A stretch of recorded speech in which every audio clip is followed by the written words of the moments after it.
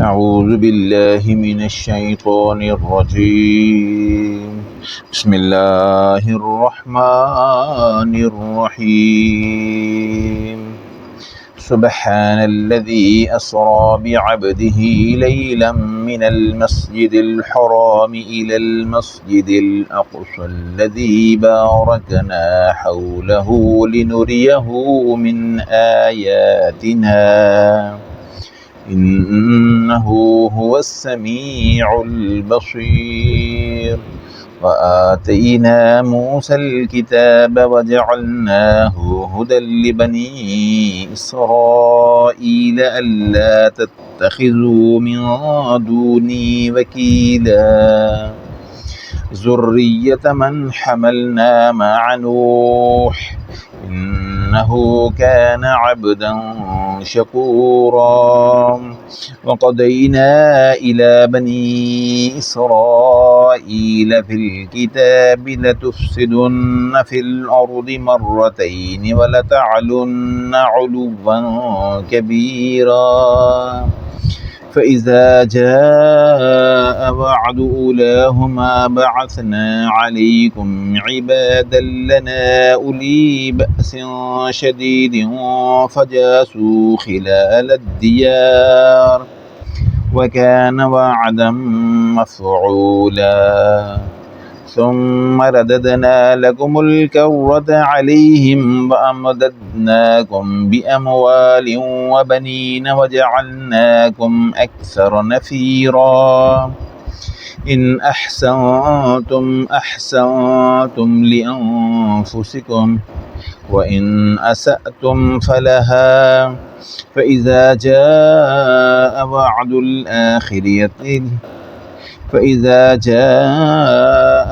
الآخرة ليسوء وجوهكم وليدخلوا المسجد كما دخلوه أول مرة وليتبروا ما علوا تتبيرا. عسى ربكم أن يرحمكم وإن عدتم عدنا وجعلنا جهنم للكافرين حصيرا. إن هذا القرآن يهدي للتي هي أقوم ويبشر المؤمنين الذين يعملون الصالحات أن لهم أجرا كبيرا وأن الذين لا يؤمنون بالآخرة أعتدنا لهم عذابا أليما. ويدعو الإنسان بالشر دعاءه بالخير وكان الإنسان عجولا. وجعلنا الليل والنهار آيتين فمحونا آية الليل وجعلنا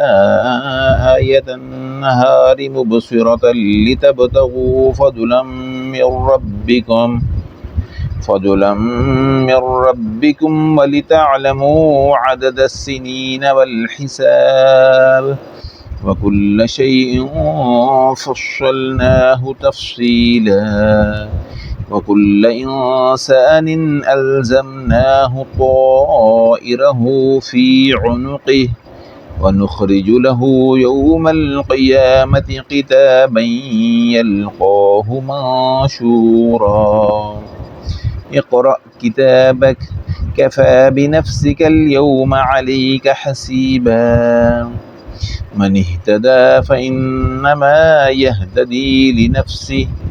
ومن ضل فإنما يدل عليها ولا تزر وازرة وزر أخرى وما كنا معذبين حتى نبعث رسولا. وإذا أردنا أن نهلك قرية أمرنا متر فيها ففسقوا فيها فحق عليها القول فدمرناها تدميرا.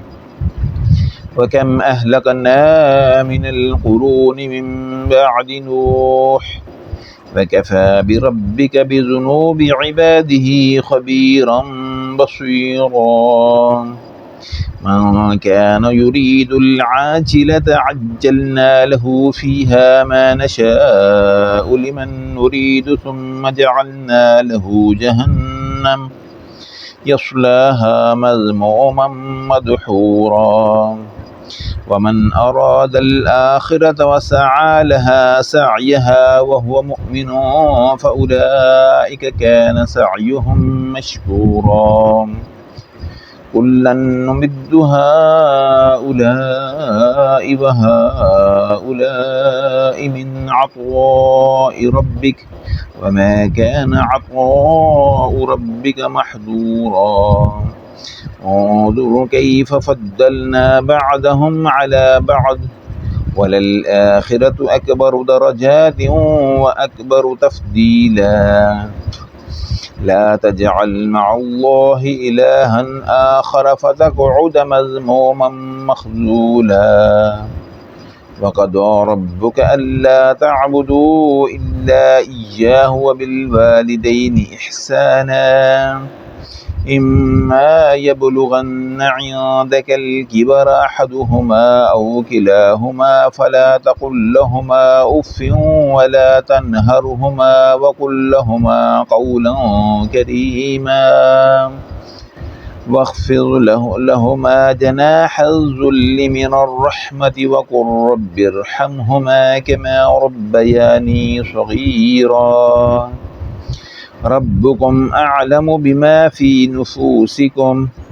إن تكونوا صالحين فإنه كان للأوابين غفورا وآت ذا القربى حقه والمسكين وابن السبيل ولا تبذر تبذيرا إن المبذرين كانوا إخوان الشياطين وكان الشيطان لربه كفورا وإما تعرضن عنهم ابتغاء رحمة من ربك ترجوها فقل لهم قولا ميسورا ولا تجعل يدك مغلولة إلى عنقك ولا تبسطها كل البسط فتقعد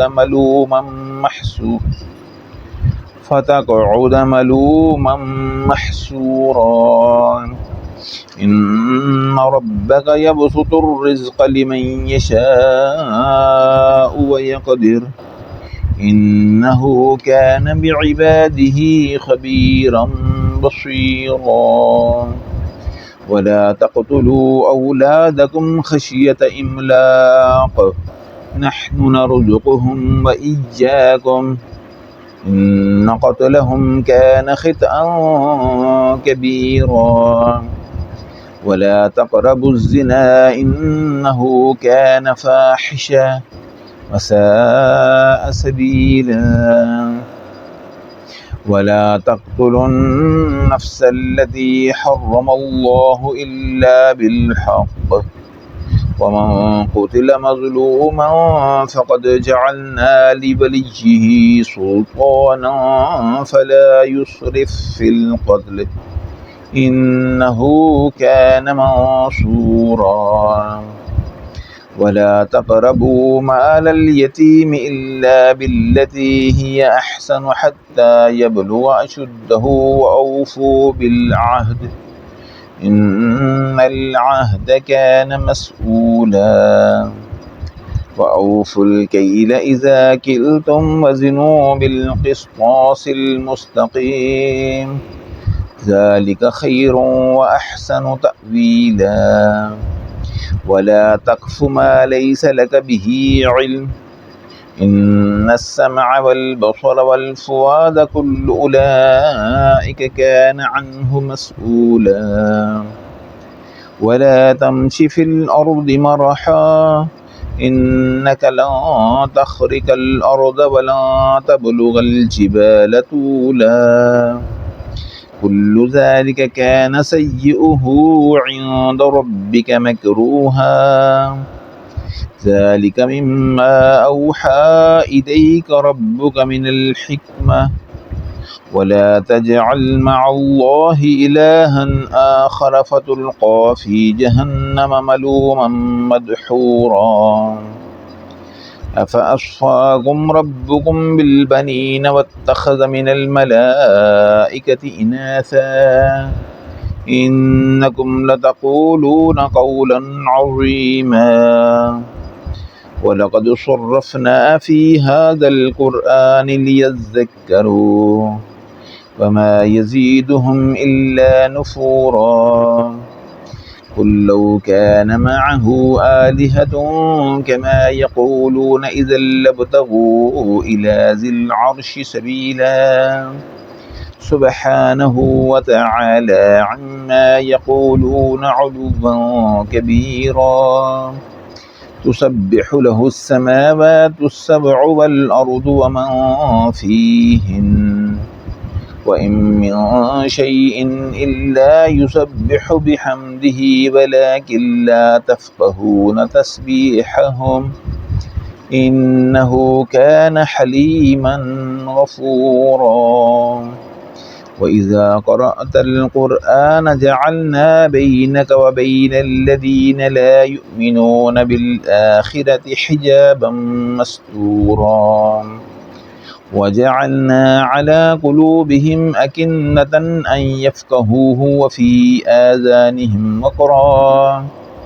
وإذا ذكرت ربك في القرآن وحده ولوا على أدبارهم نفورا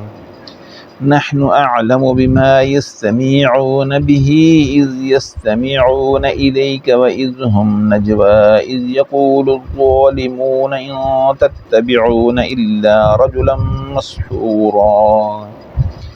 انظر كيف ضربوا لك الأمثال فضلوا فلا يستطيعون سبيلا وقالوا أئذا كنا عظاما ورفاتا أئنا لمبعوثون خلقا جديدا قل كونوا حجارة أو حديدا أو خلقا مما يكبر في صدوركم فسيقولون من يعيدنا قل الذي فطركم أول مرة فسينغضون إليك رؤوسهم ويقولون متاه قل عسى أن يكون قريبا يوم يدعوكم فتستجيبون بحمده وتظنون إن لبثتم إلا قليلا وقل لعبادي يقولوا التي هي أحسن إن الشيطان ينزغ بينهم إن الشيطان كان للإنسان عدوا مبينا ربكم أعلم بكم إن يشأ يرحمكم أو إن يشأ يعذبكم وما أرسلناك عليهم وكيلا وربك أعلم بمن في السماوات والأرض ولقد فضلنا بعض النبيين على بعض وآتينا داود زبورا قل ادعوا الذين زعمتم من دونه فلا يملكون كشف الضر عنكم ولا تحويلا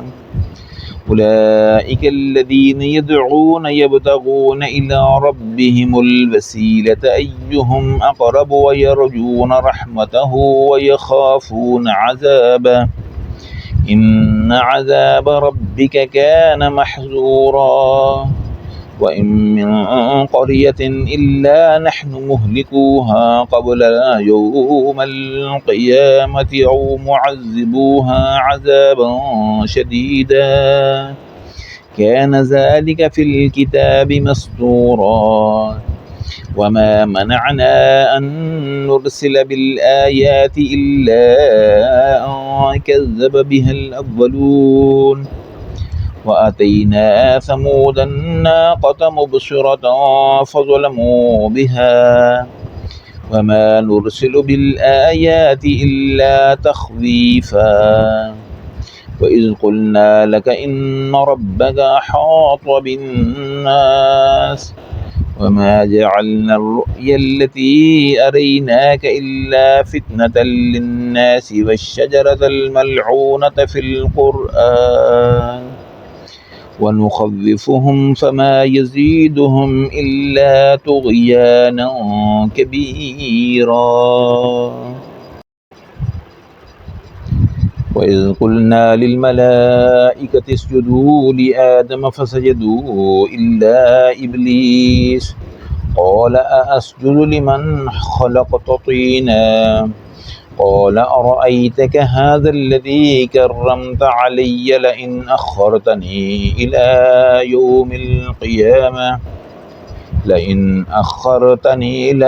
يوم القيامة لأحتنكن ذريته إلا قليلا قال اذهب فمن تبعك منهم فإن جهنم جزاؤكم جزاء موفورا واستفزز من استطعت منهم بصوتك وأجلب عليهم بخيلك ورجلك وشاركهم في الأموال والأولاد وما يعدهم الشيطان إلا غرورا إن عبادي ليس لك عليهم سلطان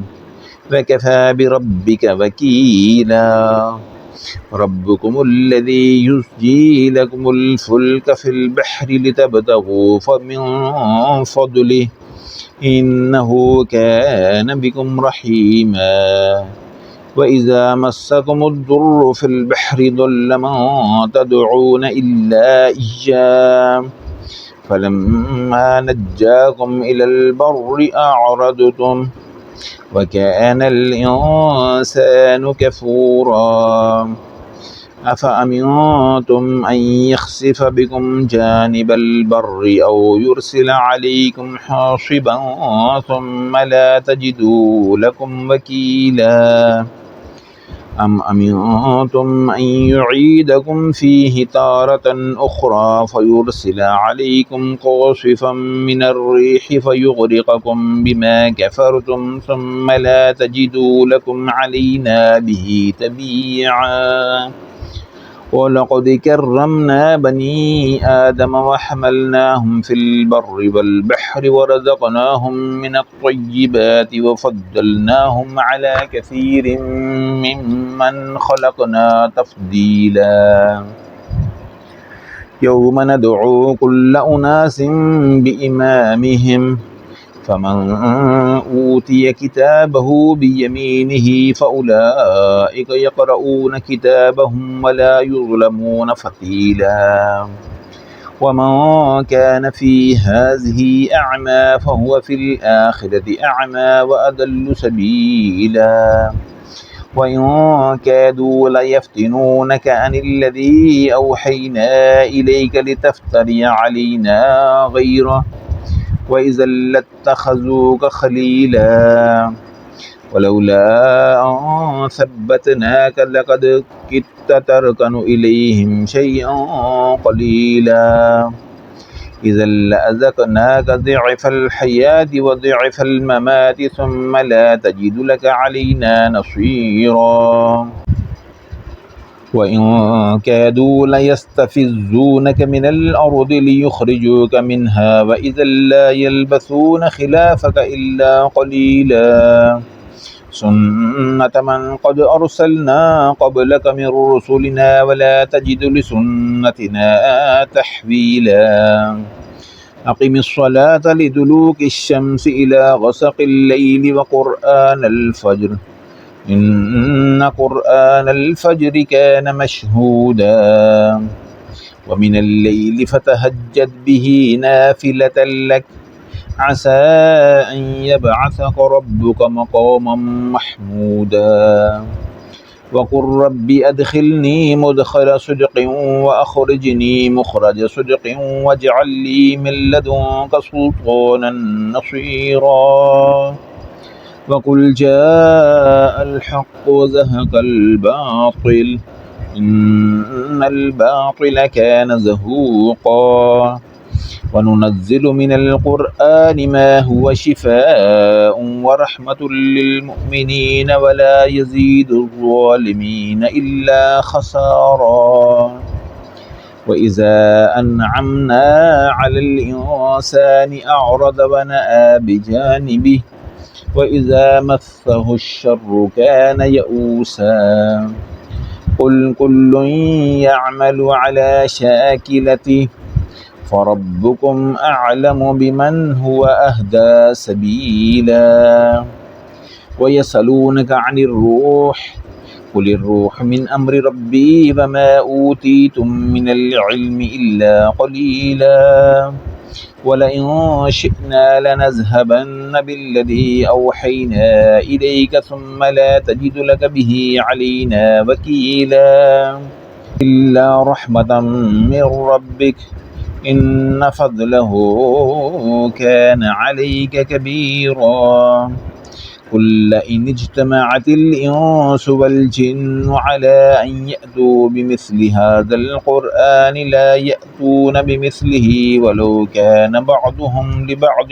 ظهيرا. ولقد صرفنا للناس في هذا القرآن من كل مثل فأبى أكثر الناس إلا كفورا. وقالوا لن نؤمن لك حتى تفجر لنا من الأرض ينبوعا أو تكون لك جنة من نخيل وعنب فتفجر الأنهار خلالها تفجيرا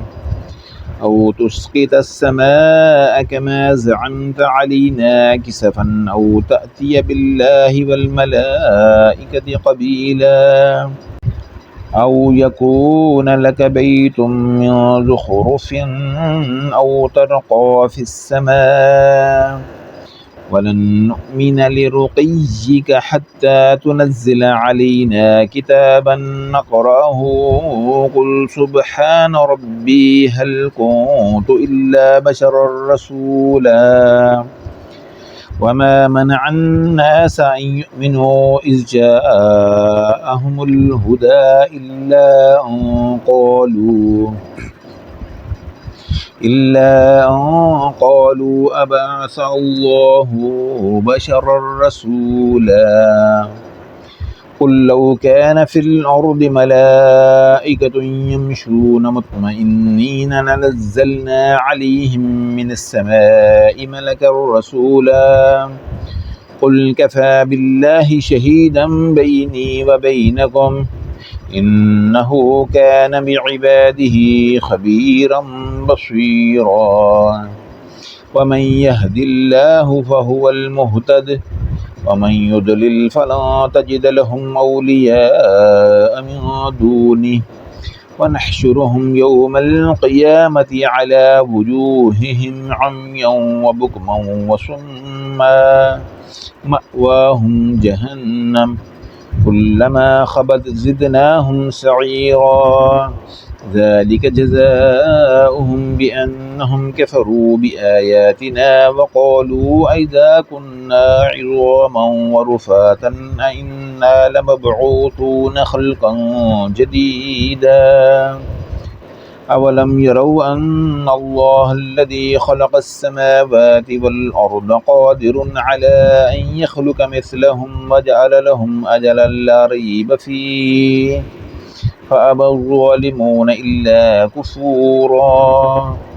قل لو أنتم تملكون خزائن رحمة ربي إذا لأمسكتم خشية الإنفاق وكان الإنسان قتورا. ولقد آتينا موسى 9 آيات بينات فاسأل بني إسرائيل إذ جاءهم فقال له فرعون إني لأظنك يا موسى مسحورا. قال لقد علمت ما أنزل هؤلاء إلا رب السماوات والأرض بصائر وإني لأظنك يا فرعون مثبورا. فأراد أن يستفزهم من الأرض فأغرقناه ومن معه جميعا. وقلنا من بعده لبني إسرائيل اسكنوا الأرض فإذا جاء وعد الآخرة جئنا بكم لفيفا وبالحق أنزلناه وبالحق نزل وما أرسلناك إلا مبشرا ونذيرا وقرآنا فرقناه لتقرأه على الناس على مكث ونزلناه تنزيلا. قل آمنوا به أو لا تؤمنوا إن الذين أوتوا العلم من قبله إذا يتلى عليهم يخرون للأذقان سجدا ويقولون سبحان ربنا إن كان وعد ربنا لمفعولا ويخرون للأذقان يبكون ويزيدهم خشوعا. قل ادعوا الله أو ادعوا الرحمن أيما تدعوا فله الأسماء الحسنى ولا تجهر بصلاتك ولا تخافت بها وابتغ بين ذلك سبيلا. وقل الحمد لله الذي لم يتخذ ولدا ولم يكن له شريك في الملك ولم يكن له ولي من الذل وكبره تكبيرا. آمنت بالله صدق الله العظيم.